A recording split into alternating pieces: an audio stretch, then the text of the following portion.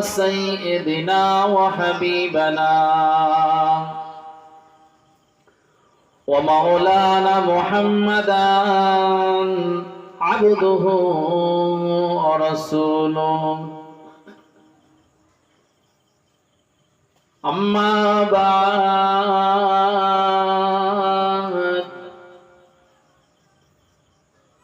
الذي أرسله بالحق بشيرا ونذيرا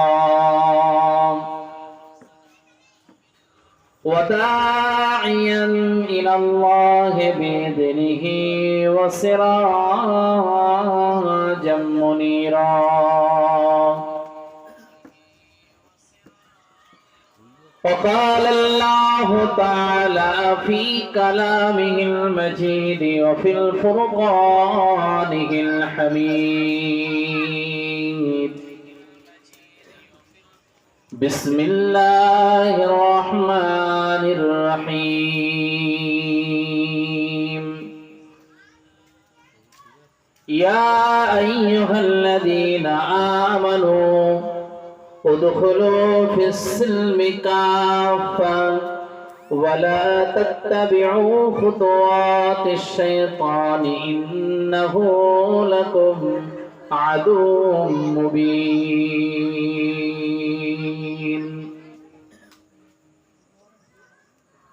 قال رسول الله صلى الله عليه وسلم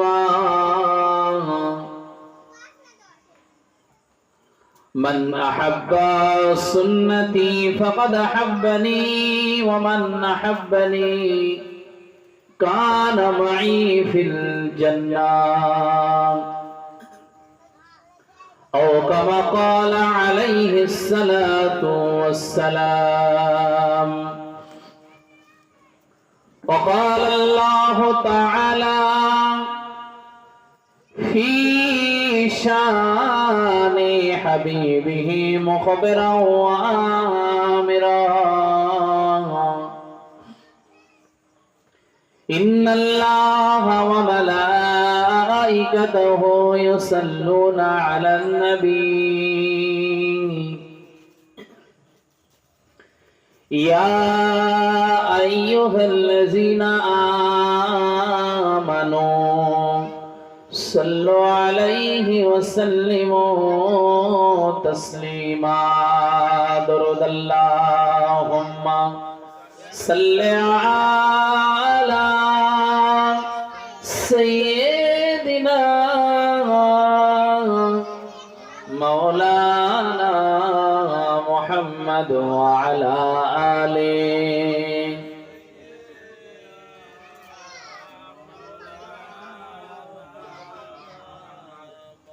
ধন্য হয়েছি মোরা ধন্য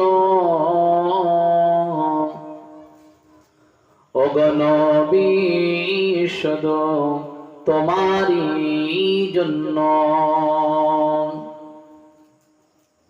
ধন্য হয়েছি মোরা ধন্য অগণবী শুধু তোমারই জন্য তুমি এলে এই ভুবনে তুমি এলে এই ভুবনে তাই আধার ঘুষিল সবারই জন্য আল্লাহুম্মা সাল্লি আলা সাইয়্যিদিনা মাওলানা মুহাম্মদ ওয়া আলা আলি সাইয়্যিদিনা তুমি এলে মা আমিনার কোলে তুমি এলে মা আমিনার কোলে তাই জমিন ও আসমান বলে তুমি এলে মা আমিনার কোলে, তাই জমিন ও আসমান বলে ধন্য হয়েছি মোরা ধন্য তোমার আগমনের জন্য। আল্লাহুম্মা সাল্লি আলা সাইয়্যিদিনা মাওলানা মুহাম্মদ ওয়া আলা আলি সাইয়্যিদিনা।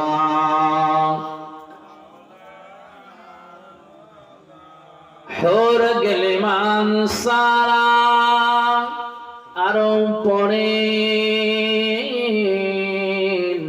ফেরেশতারা, হুর গলিমান সারা আরো পড়ে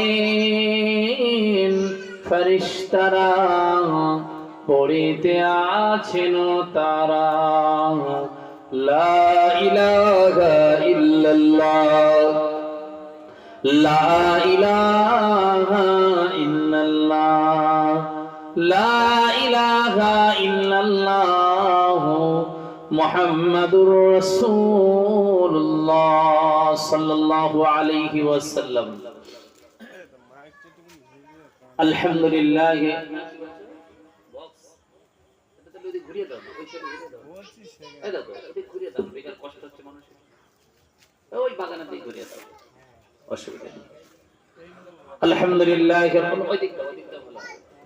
আলহামদুলিল্লাহ রাব্বিল আলামিন ওয়াল আকিবাতু লিল মুত্তাকিন। والصلاة والسلام على أشرف الأنبياء المرسلين أما بعد। সম্মানীয় এ মাহফিলের উলামা হযরত, জ্ঞানী গুণী শিক্ষিত ইসলাম দরদি সুধী ইমানদার মুমিন মুসলমান ভাই ও বাবাজি গণেরা, অদূরে আড়ালে অবস্থিতা সম্মানীয় শ্রদ্ধেয়া আমাদের সকলের প্রাণ প্রিয়া মা ও বোনেরা, মহান শাহেনশাহ যিনি হলেন আসমান আর জমিনের একমাত্র মালিক, তিনি হলেন আল্লাহ। যিনি হলেন সর্বশক্তিমান, সেই আল্লাহ জাল্লে শানুহুর দরবারে আমরা শুকরিয়া জ্ঞাপন করছি। কেন আমরা তার বান্দা, তিনি আমাদেরকে ঈমান ইসলাম কোরআন দিয়ে দুনিয়ার জমিনে পাঠিয়েছেন। সেই মহান রবের দরবারে শুকরিয়া জ্ঞাপন করি, সবাই বলি আলহামদুলিল্লাহ। দরুদ ও সালাম বর্ষিত হোক সাইয়্যিদুল মুরসালিন খাতামান নবীন আশরাফুল আম্বিয়া মামিনার লাল আব্দুল্লাহর দুলাল, সাহাবাদের নয়নের মনি, আমাদের রাহবার, যিনি হলেন পথ ও প্রদর্শক, যিনি পৃথিবীর জমিনে আসার পরে অন্ধকার দূরে হটে গিয়েছিল, আর রওজা তাহারে আজ শুয়ে উম্মতি উম্মতি ইয়া হাবলি রব্বি উম্মতি বলে যিনি আজও কাঁদছেন। তিনি ময়দানে মাহশারে উঠে সর্বপ্রথমে উম্মতের জন্য তিনি অঝর নয়নে উম্মতি উম্মতি বলে যিনি কাঁদবেন, যিনি জাহান্নামের দরওয়াজার সামনে দাঁড়িয়ে উম্মতের মায়ায় উম্মতের মহব্বতে অঝর নয়নে যিনি উম্মতের শোকে কাতর হয়ে যিনি কাঁদবেন, তিনি হলেন আমাদের নবী মুহাম্মদুর রাসূলুল্লাহ। সবাই বলি সাল্লাল্লাহু আলাইহি ওয়াসাল্লাম। আমাদের তরফ থেকে দরুদ আর সালাম পেশ করছি। আল্লাহ আমাদের দরুদ সালামকে রওজা তাহারে কবুল করেন, সবাই বলি আমিন। ভাই বাবাজিরা, আজকের এটা দোয়ার মাহফিল। আমরা এসেছি, আমাদের কলিজার ভিতরে অন্তরের ভিতরে মহাব্বত আছে। কার মহাব্বত? আল্লাহ এবং তার রাসূলের মহাব্বত। আর যে দিলের ভিতরে, যে কলিজার ভিতরে আল্লাহ এবং তার রাসূলের মহাব্বত পরিপূর্ণ, আল্লাহ ওই দিল জাহান্নামের আগুনে কখনো কোনোদিন জ্বালাবেন না। বলুন সুবহানাল্লাহ। এই জন্য আমাদের কলিজার ভিতরে সবথেকে বেশি মহব্বত আল্লাহ এবং তার হাবিবের মহব্বত করা লাগে। কেন? আল্লাহ এবং তার রসুলকে যদি আমরা মহব্বত করতে পারি, তাহলে আল্লাহ এবং তার রসুলের ভালোবাসার কারণে আল্লাহ রাব্বুল আলামিন আমাদেরকে জান্নাত দেবেই দেবে, এতে কোনো সন্দেহ নাই। জাহান্নাম কোন ধনী ব্যক্তিকে দেখে ভয় পায় না, অর্থশীল ব্যক্তিকে দেখে ভয় পায় না, শিক্ষিত মানুষকে দেখে জাহান্নাম ভয় পায় না, নেতা নেত্রী মন্ত্রী মহোদয়কে দেখে জাহান্নাম ভয় পায় না। জাহান্নাম একজন ব্যক্তিকে দেখে ভয় পায়, যে হলো মুহাম্মদ রাসূলুল্লাহকে অন্তরে ভালোবাসা স্থাপন করেছে, আল্লাহ এবং তার রসুলকে ভালোবাসা এই অন্তরটা দিয়ে পরিপূর্ণ করে দিয়েছে। জাহান্নাম তাকেই দেখে ভয় পায়। বলুন সুবহানাল্লাহ। নবীকে মহব্বত করতেই হবে আপনাকে। কেন? আল্লাহ রাব্বুল আলামিন কোরআনে কারীমে পরিষ্কার করে দিয়েছেন, তোমরা কি তোমাদের জিন্দেগীর গুনাহকে মাফি করতে চাও? তোমরা কি বেগুনাহ মাসুম হতে চাও? তোমরা কি নিষ্পাপ হয়ে কবরে যেতে চাও? তাহলে তোমরা কি করবে? যদি বেগুনাহ মাসুম হতে চাও, কি তোমাদের করণীয়? নামাজ, রোজা, হজ, যাকাত, তাসবিহ, মাহফিল দেওয়া, কি করলে তোমরা বেগুনাহ হয়ে দুনিয়া থেকে যেতে পারবে, আসতে পারবে আমি আল্লাহ আমার কাছে? আল্লাহ রাব্বুল আলামিন কোরআনে কারীমে পরিষ্কার করে দিয়েছেন। আমার আল্লাহ রাব্বুল আলামিন কোরআন শরীফের ভিতরে জানিয়ে দিয়েছেন, বান্দা তুমি যদি বেগুনাহ মাসুম হতে চাও, তোমার জিন্দেগীর অন্যায়, তোমার জিন্দেগীর বড় বড় পাপ, তোমার জিন্দেগীর বড় বড় গুনাহগুলোকে বান্দা তুমি যদি মাফ করতে যাও, একমাত্র দুনিয়ার জমিনে তোমার পিতাকে নয়, মাতাকে নয়, দুনিয়ার কোন মানুষকে নয়, দুনিয়ার কোন নেতা নেত্রী মন্ত্রীকে নয়, ওরে আমার বান্দা ও বান্দিরা, আমার হাবিবুল্লাহকে তোমরা মহব্বত করো, আমার হাবিবুল্লাহকে অনুসরণ করো, আমার নবীর কথা মেনে নাও, আমার রাসূলুল্লাহর জীবন জিন্দেগীর কথাগুলোকে তোমরা যদি মেনে নিতে পারো, আমি আল্লাহ ওয়াদা করলাম ইয়াগফির লাকুম যুনুবাকুম, বান্দা তোমার জিন্দেগীর সব গুনাহকে হাবিবুল্লাহ মুহাম্মদুর রাসূলুল্লাহ ভালোবাসার অনুকরণের মাধ্যমে আমি আল্লাহ রাব্বুল আলামিন তোমার জীবনের সব গুনাহকে মাফ করে দেব। জোরে বলুন সুবহানাল্লাহ। এর থেকে আনন্দ, এর থেকে খুশির সংবাদ আর কি হতে পারে?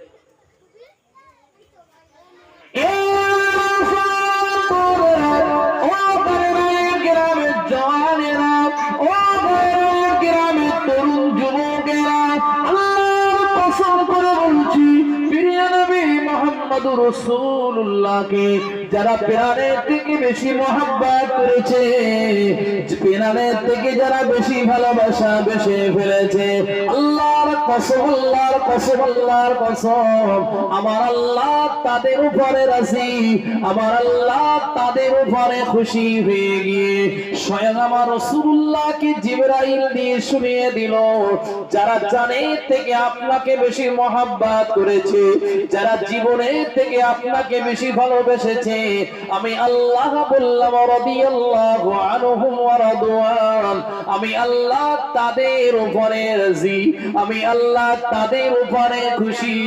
ওদেরকে আপনি শুনিয়ে দেন ফি জান্নাতিন তাজরি মিন তাহতিহাল আনহার, যারা আমার রাসূলুল্লাহকে কলিজা থেকে বেশি মহব্বত করেছে, আমি আল্লাহ তাদের জন্য ওয়াদাবদ্ধ আমার রহমতের জান্নাত তাদেরকে আমি হাবিবের ভালোবাসার কারণে দিয়ে দিলাম। জোরে বলুন সুবহানাল্লাহ। হাবিবকে ভালোবাসলে জান্নাত দিয়ে দেব আমি আল্লাহ। ওয়াদা কার? আল্লাহ।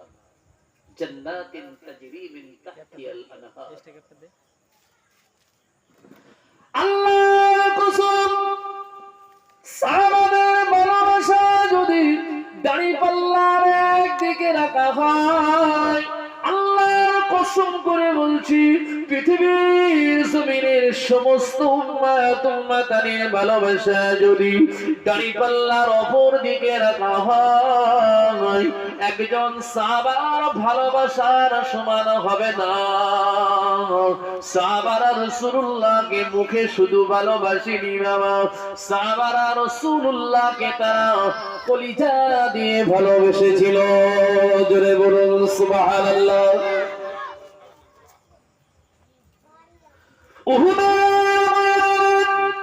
আল্লাহর নবী দুজানের বাদশা, আমাদের নবীকে যখন মক্কার কুফারে কুরাইশরা আল্লাহর নবীর জানের দুশমন, আল্লাহ নবীর জানের দুশমনগুলো আমার নবীকে মেরে ফেলার জন্য, আমার নবীকে দুনিয়া থেকে বিদায় করে দেওয়ার জন্য, আমার নবীকে দুনিয়া থেকে খতম করে দেওয়ার জন্য আল্লাহ নবী সাহাবাদের লক্ষ্য করে মারতে লাগে।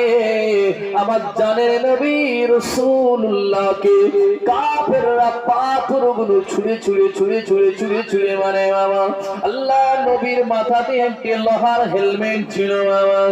আল্লাহ নবীকে পাথর দিয়ে এমন মার মারা হয়েছে, সোনার নবী রাহমাতুল লিল আলামিন হুজুরের মাথার লোহার হেলমেটটা ভেঙে চৌচির হয়ে যায় বাবা। হেলমেটের একটি অংশ আল্লাহর নবীর মাথা মুবারকের ভিতরে ঢুকে যায়। আল্লাহর নবী দুজানের বাদশা আর নিজেকে দূরে রাখতে পারছেন না বাবা, রক্ত বার হচ্ছে।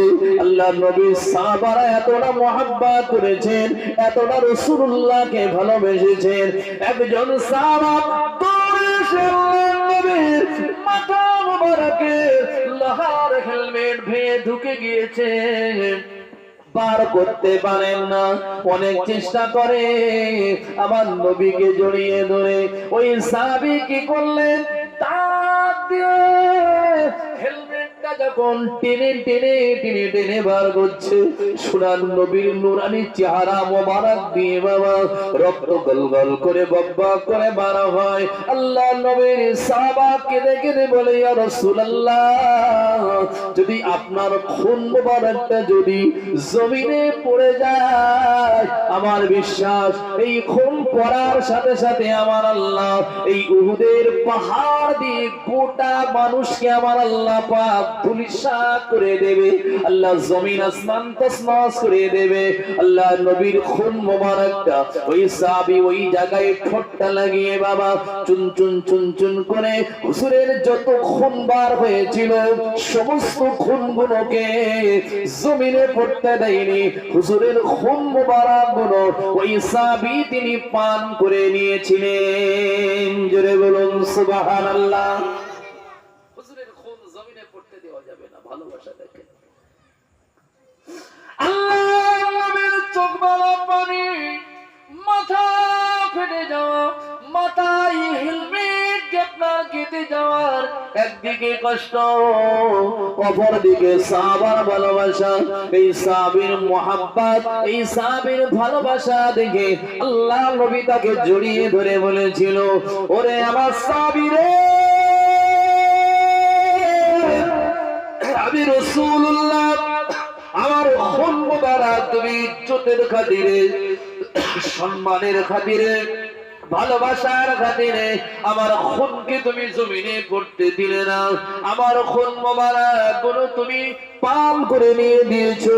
ও আমার সাহাবী শুনে রেখে দাও, আমি রাসূলুল্লাহ বলছি, আমার আল্লাহ আমার খুন মোবারক পান করার জন্য, আমার আল্লাহ তোমার জিসমের জন্য, তোমার শরীরের জন্য জাহান্নামকে আমার আল্লাহ হারাম করে দিয়েছে।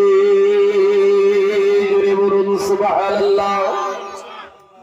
মুহাম্মদুর রাসূলুল্লাহর খুন যার শরীরে একবার জায়গা করে নেয় জাহান্নাম। আল্লাহ তো জানের বাদশা দুর্বল জয়ীফ হয়ে পড়লেন বাবা, অসুস্থ হয়ে পড়লেন এত পরিমাণ রক্ত আমার সোনার নবীর জিসিম থেকে বার হচ্ছিল বাবা। আমার নবীকে কাফেররা একাবি আপনার কিনা পাথর ছুঁড়ে মারলো। সোনার নবী রাসূলুল্লাহ দন্দান মোবারকে এসে পাথরটা লেগে যায়। হুজুরের দন্দান মোবারকে পাথর লেগে যাওয়ার কারণে হুজুরের দন্দান মোবারকটা ভেখান হয়ে যায় বাবা, শহীদ হয়ে যায় দন্দান মোবারকটা বাবা। আমার আল্লাহ বললেন, ও জিবরাইল, জিবরাইল চলে যা, জিবরাইল চলে যা। কাফেররা আমার রাসূলুল্লাহকে, আমার বন্ধু, আমার দোস্তকে পাথর মেরেছে, আমার দোস্তের দন্দান মোবারকটা শহীদ হয়ে গিয়েছে। খবরদার যেন জমিনে রক্তটা পড়ে না যায়। জিবরাইল, আমার হাবিবের রক্তটা তুমি সংরক্ষণ করে নাও। জিবরাইল তখন সাত আসমানে ছিল বাবা। আমার আল্লাহ বলতে দেরি, জিবরাইল বলেন আমি উহুদের ময়দানে যেতে দেরি করি না। আল্লাহর হাবিবের রক্ত মুবারকটা আমি জিবরাইল নিজে হাতে নিয়েছি, আমি জমিনে পড়তে দেইনি। জোরে বলুন সুবহানাল্লাহ। আল্লাহকে কাফেররা জানে মেরে দেওয়ার জন্য দূর থেকে তীর নিক্ষেপ করে বাবা। আল্লাহ নবীর জলিলুল কদর সাহাবী যার নাম হলো আবু তালহা রাদিয়াল্লাহু তাআলা আনহু, বুখারী শরীফের একটা হাদিস বাবা ভুল বলছি না, নবীজির সাহাবীর নাম হলো আবু তালহা রাদিয়াল্লাহু তাআলা আনহু। দূর থেকে দেখতে পাচ্ছে কাফেররা তৈরি করছে জানের নবীকে তীর মেরে জমিন থেকে বিদায় করে দেবে। হযরত তালহা কাফেররা তীর মারার আগে দৌড়ে দৌড়ে দৌড়ে দৌড়ে আমার নবীর কাছে এসে বলল, ইয়া রাসূলুল্লাহ, ইয়া হাবিবাল্লাহ, আমি তালহা বেঁচে থাকতে আপনার শরীরে একটি লোম কাফেররা নিক্ষেপ করবে, আমি তালহা সহ্য করতে পারবো না। আমি তালহা যতক্ষণ বেঁচে আছি আমি আপনার শরীরে একটা তীর লাগতে দেব না, দেব না, দেব না। ইয়া রাসূলুল্লাহ, ইয়া হাবিবাল্লাহ, হুজুর আজ তালহাকে আপনি পারমিশন দিন, হুজুর তালহাকে আপনি ইজাজত দিন, আমি আপনার সামনে দাঁড়িয়ে যাব, বুকটা এমন করে আমি পেতে দেব, কাফেরদের যত তীর মারবে তালহার বুকে এসে লাগবে। আমার জানের নবীর গায়ে যদি একটি তীর লেগে যায় আমি তালহার কলিজা ফেটে মরে যাব। আমার নবীর চেহারায় তীর লাগলে আমি তালহা সহ্য করতে পারবো না। ইয়া রাসূলুল্লাহ, ইয়া হাবিবাল্লাহ, আমি তালহা আপনাকে আমার জানের থেকে বেশি মহব্বত করে ফেলেছি। জোরে বলুন সুবহানাল্লাহ।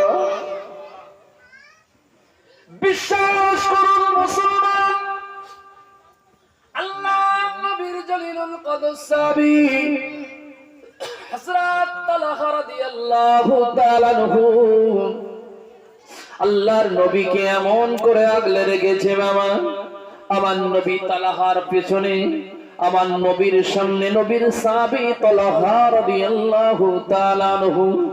আবু তালহা বুকটা এমন করে পেতে দিয়েছে, সাহাবা যখন কাফেররা তীর মারছে লক্ষ্য করে সমস্ত তীরগুলো তালহা বুক দিয়ে এমন করে পেতে দিয়ে নিজের বুককে তিনি গ্রহণ করলো। নিজের বুকে লাগছে তীর, তারপরে রাসূলুল্লাহকে লাগতে দেয় না বাবা। এ আল্লাহর বান্দা নবীর উম্মত তালহা রাদিয়াল্লাহু তাআলা আনহুর চেহারায় বুকে আর জায়গা নাই যে তীর নেবে, আর এমন জায়গা খুঁজে পাওয়া যাচ্ছে না। তীরে তীরে তীরে তীরে তীরে তীরে তার সমস্ত সিনাটা ঝাঁঝরা হয়ে গিয়েছে। হযরত তালহা বলে, ও কাফের মুশরিক বেঈমানেরা, আমি তালহা যতক্ষণ বেঁচে থাকবো আমার জানের নবীর গায়ে একটি তীর লাগতে দেব না। হযরত তালহা রাদিয়াল্লাহু তাআলা আনহু কি করলেন? নিজের সিনাতে আর তীর নেওয়ার ক্ষমতা নাই, গোটা বুকটা ধীরে ধীরে ঝাঁঝরা হয়ে গিয়েছে। আল্লাহর বান্দা যেমন চাকে মৌমাছি বসে, যেমন চাক দেখতে পাওয়া যায় না, হযরত তালহা রাদিয়াল্লাহু আনহুর সিনা মোবারক তীর এত পরিমাণে সে বিঁধে গিয়েছে, তার শরীরের চামড়া আর দেখা যায় না বাবা। হযরত তালহা রাদিয়াল্লাহু তাআলা আনহু বুকটা কাফেরদের দিকে ফিরিয়ে, নিজের পেছন পিঠটা ফিরিয়ে কাফেরদের লক্ষ্য করে বলে, তোদের কত তীর আছে, তোরা আমাকে মার, আমার জানের নবীকে আমি বেঁচে থাকতে তীর লাগতে দেব না। নিজের পিঠটা পেতে দেয় কাফেররা। হযরত তালহা রাদিয়াল্লাহু আনহুর পিঠ মোবারকে তীর মারে বাবা।